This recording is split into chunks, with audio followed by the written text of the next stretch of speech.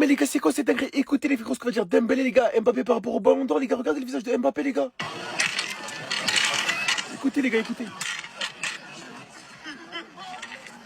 Les gars, regardez seulement le visage à Kylian Mbappé. Il est en mode, mais vas-y, c'est vraiment lui qui va l'avoir avant moi, là, Ousmane Dembélé, là. Et il le fait pas de manière méchamment, les gars. On connaît que Mbappé, les gars, on sait très bien que Dembélé et Mbappé, c'est des amis dans la vie de tous les jours, tu vois. Et Mbappé, il est en train de réaliser, mais il dit, vas-y, j'ai 27 ans, 28 ans, là. T'as Ousmane Dembélé qui est venu après moi dans le game. Il a eu le ballon d'or avant moi en étant au Paris Saint-Germain. Là, t'as Mbappé, il se pose comme ça, il dit, oui. Mais c'est sérieux là, c'est vraiment sérieux ce qui est en train de se passer là. Comme on le voit sur ces images là, les gars, Mbappé, tu vois, on sait très bien au fond de lui, les frérots, ils voulaient avoir avant un Dembélé et tout, tu vois. Mais il est heureux en ce moment, les frérots en équipe de France, il est heureux, les gars. Je sais pas si vous avez remarqué, les gars, mais il a refait ses contours parce qu'il y avait la calvitie qu'il a Mbappé, les frérots. Dites-vous, les frérots, par rapport à la vidéo que je vous ai mis juste avant, les gars, juste après ça, Dembélé, il regarde le caméraman, tout le monde, t'as vraiment enregistré ça là? T'as vraiment enregistré le passage où il dit ça sur Kylian Mbappé, alors il le disait de manière, les gars, gentiment, tu vois. Les frérots, cette saison, Kylian Mbappé en Liga, les gars, il est bouillant, les gars. Regardez, regardez, les gars, les stats. Le Real, ils ont trop respecté le Barça. Ça me fait mal au cœur, hein. Mais Inigo Martinez, il a raison. Aujourd'hui, lors d'une interview, Inigo Martinez, il est revenu sur les raisons de son départ du FC Barcelone, sur la stratégie du hors-jeu, sur les jeunes au FC Barcelone, bref, sur la globalité un petit peu de ces 2 ans au Barça. Et dedans, les gars, il a dit une phrase qui m'a fait mal. Il a dit, mot pour mot, les seuls que le Real Madrid respectait, c'était nous. On le sentait sur le terrain, on le sentait. Dès la deuxième mi-temps, on voyait leur visage comme s'ils n'y arrivaient pas. C'est pour ça qu'on a gagné. Et moi, je vais vous dire, les gars, c'est vrai qu'en tant que spectateur et supporter du Real Madrid, je le ressentais ça aussi. Le Real, ils avaient peur de personne en Europe. Et quand ils arrivaient contre le Barça, c'est pas qu'ils avaient peur, c'est qu'ils jouaient craintifs. Ils jouaient pas leur football. On se rappelle quand Ancelotti mettait des compos un peu bizarres. Et les joueurs, les gars, ils étaient pas dans leurs meilleures conditions, on dirait. Je sais pas, c'était bizarre l'atmosphère. C'est pour ça que j'espère que cette saison, quand ils vont arriver en Classico, ils vont arriver avec une autre mentalité. Parce que tu peux perdre les Classicos, tu peux les gagner, mais il y a une manière de perdre et il y a une manière de gagner. Si tu joues avec la peur, ça va pas le faire. Si tu joues avec la crainte de l'adversaire, si tu le respectes trop, comme il dit Inigo Martinez, si tu le respectes trop, lui, il va pas te respecter et il va te terminer. Et on a déjà vu, hein, le Real, quand il respecte pas le Barça, ça donne quoi? Ça donne des 4-0 au Camp Nou, des triplés de Benzema, des triplés de Vinicius, des Araujo au sol, carton rouge, etc. Et c'est ça que je veux revoir, les gars. Faut arrêter d'avoir cette envie de non, faut pas faire ci, non, c'est le Barça en face. Oh, c'est une équipe comme toutes les autres. T'as défoncé Manchester City, tu peux défoncer le Barça. Ça dit quoi? Bien tranquille?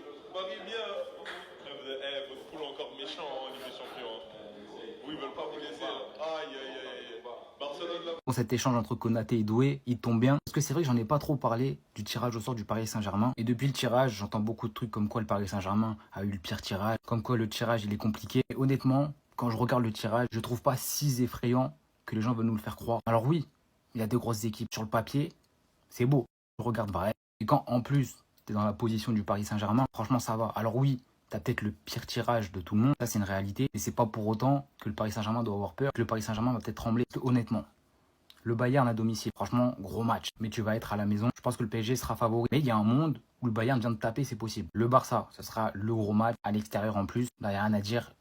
C'est le pire tirage. Après, tu joues l'Atalanta chez toi. L'Atalanta, franchement, les gars, cette saison, j'y crois plus du tout. Gasperini, il est parti. Il y a eu d'autres départs. Franchement, l'Atalanta, en plus à la maison, c'est 3 points. Normalement, facile pour le PSG. Leverkusen, pareil. Alors, à voir avec le changement de coach, parce que Ten Hag, il est parti. Et Leverkusen, j'ai du mal à les voir. Et pour Paris, les gars, ça doit être 3 points facile aussi. Tottenham, à la maison. Tottenham, pareil, bon projet. Il y a une bonne équipe. Paris les a déjà joués. Si on a un Paris en forme, on ne voit pas dans quel monde Tottenham vient battre le PSG chez eux. Après, tu te déplaces au Sporting. Bon, on va pas en parler. Newcastle, c'est une équipe chiante, mais tu les joues chez toi. C'est clairement le truc à éviter d'aller jouer là-bas. Et tu les joues chez toi. Donc, pareil, logiquement, Paris doit battre Newcastle. Mais après, tu joues Bilbao là-bas. Pareil, c'est un déplacement chiant. C'est pas facile, mais bon, Bilbao, moi, je vais pas mentir, je souffle un peu. Et si tout se passe bien, Paris devrait aussi gagner. Donc, oui, Paris a le pire tirage, mais honnêtement, ça va, les gars. Après, ça joue beaucoup du fait que Paris est tellement au-dessus, que Paris est tellement impressionnant ces derniers temps, que forcément, tu te dis que ça va un peu mieux. Et je pense que c'est surtout les noms qui font un peu peur. Genre l'Atalanta, Leverkusen, tu te dis que voilà, ces derniers temps, ça bosse bien. Cette saison, je les vois rien faire. Voilà, Bilbao, Newcastle, c'est des beaux noms. Logiquement, Paris, il n'est censé en faire qu'une bouchée. Et à part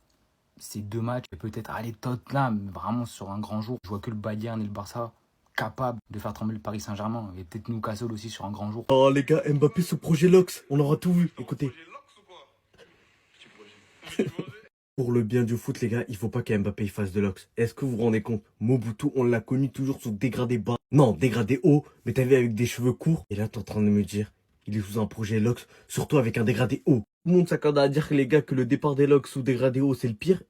Et Mbappé, c'est ce qu'il veut faire. Tout le monde était là à tomber sur Tislash, les gars, sur le fait que c'est nous les LOX, alors que c'est Kylian Mbappé. Regardez son sourire malicieux. Regardez Ibrahima Konaté. Moi, je vous dis, le seul qui a osé parler fort, les gars, lors des interviews, lors de ces petits reportages qu'on peut avoir, c'est cet homme. C'est cet homme. Il a toujours posé haut ce que tout le monde pensait tout bas. Pourquoi Mbappé laissait pousser ses cheveux? Captez ou pas, c'est lui la lumière, les gars, de l'équipe de France maintenant.